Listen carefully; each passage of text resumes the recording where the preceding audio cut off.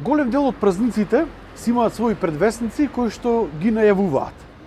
Кога станува збор за Нова година и Божик, еден од тие предвестници кои што најавуваат дека веќе празниците и празничната магија ќе дојдат тука во Прилеп е уметницата Емилија Трајковска, со која што се наоѓаме во моментов, а зошто ги најавува и е предвестник на новогодишните и божикни празници, може сами да забележите на излогот од ова кафуле.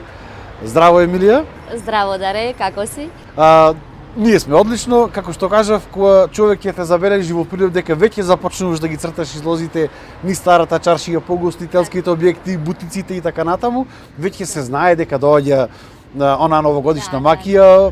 Градот веќе има друг изглед, изгледа малку повесело, поживо. Токму така. Ти си една од ретките уметници кои што прават вакви слики на излозите на дуќаните низ Прилепската чаршија. Како започна со оваа уметност? Како се роди идејата? Дали виде некаде? Се започна со идеја на моето синче, кој беше помал, побара да му нацртам нешто во детската, нешто на стаклата, некој Дедо Мраз, нешко така, и му ја исполнив желбата нормално. И тогаш реков, па може ова да се работи. И на прв визитки ги поделив насекаде и така луѓето почнаа да викат за цртање. Како поминува време, се поише луѓе знаат, се запознати со овој вид на уметност. И Колку години тоа е? Па околу 6 години од прилика. Така активно цртање. Пред 5-6 години се занимаваше со некаква уметност? Да, со уметност цел живот, од ко знам за себе. Али вака нацртање на излози веќе 6-та година е ова, а претходно од секогаш уште од дете имам цртано, така да до ден денес секогаш секое слободно време го користам да створам некое дело. Кога се започнува со стикањето на излозите? Па како поминува времето, така се порано. Претходно беше веќе почеток ноември, оствари почеток декември, околу 15 пред Свети Никола, така. А сега како иди времето, луѓето се веќе, како што спомнав, запознаени и почнуваат уште околу средина на ноември, околу 15 ноември, веќе почнува да се закажува, да се црта, се резервираат термини нормално за да има време секаде да се стигне. По колку дуќани, ајде да кажеме, во текот на еден ден можеш да настикаш? Па, цртам доволно брзо, да речем брзо ги изработувам, може би чатката сама си работи, тоа е интересно нешто. Али сепак нема многу време за да нацртам многу, затоа што и одам на работа преку ден и вака сега обично цртам навечер, освен во викенди, кога цртам по цел ден. Освен во Прилеп, дали црташ и во други градови? Да, секаде. Значи каде што ќе ме повикаат таму. Зависи, секоја година различна. Дали оставаат сопоставениците на објектите на твојата инспирација или имаат посебни жилби некои? Претежно да. Пример, ако имаат некоја жилба, јас гледам таа жилба да ја вклопам со амбиентот, како пример овдека сакаја нешто на бело со црвени детали, нормално црната контурата на крајот кој ќе се дај, тогаш се доловува целата слика на цртежот.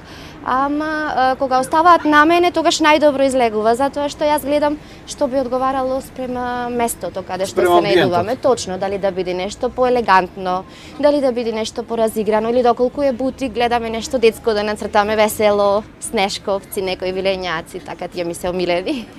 Кои најчесто се препознатливи знаци за што ги црташ за доаѓањето нови празници кои што ги најавиш? Дедо Мраз е прв, Дедо Мраз, потоа има еленчина, обожавам еленчината да ги цртам нешто како ова си е така понежничко еленче.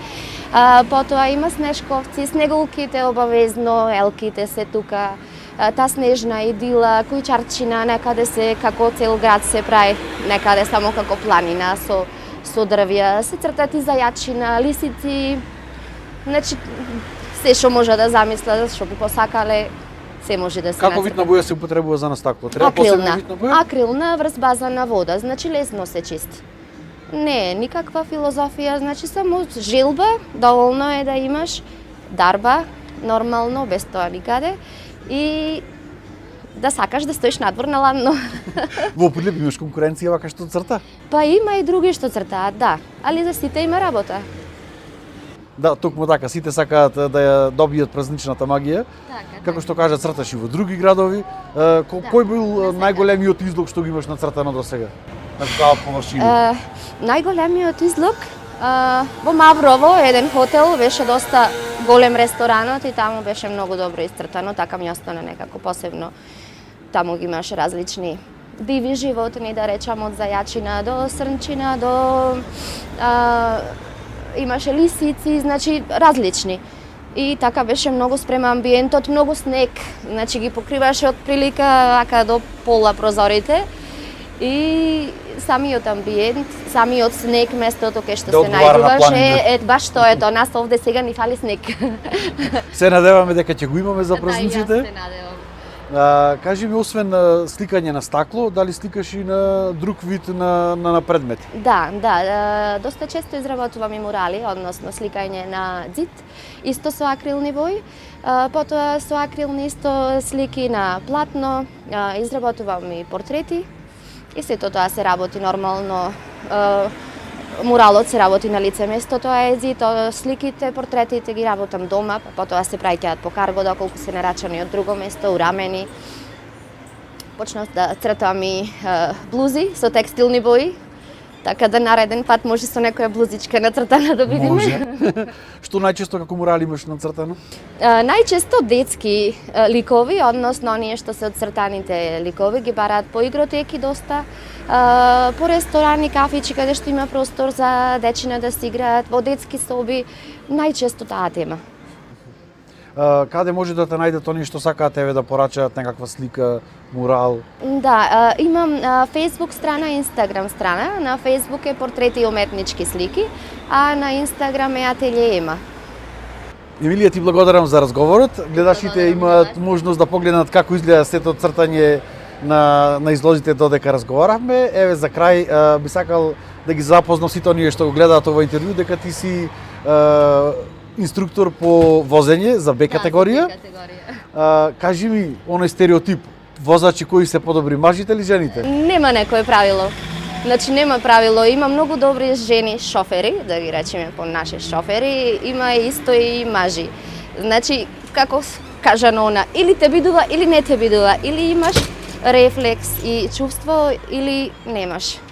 Значи нема врска од полот тоа? Нема, апсолутно нема никаква врска. Малку да се нашалиме за празниците за ова интервју. Ти благодарам уште еднаш. Благодарам исто и на вас. Се надевам ќе имаме и следна прилика да видиме како сликаш нешто сосема друго, не на стакло. Да, може би некој мурал, нешто ново. Токму така. Ви благодарам уште еднаш.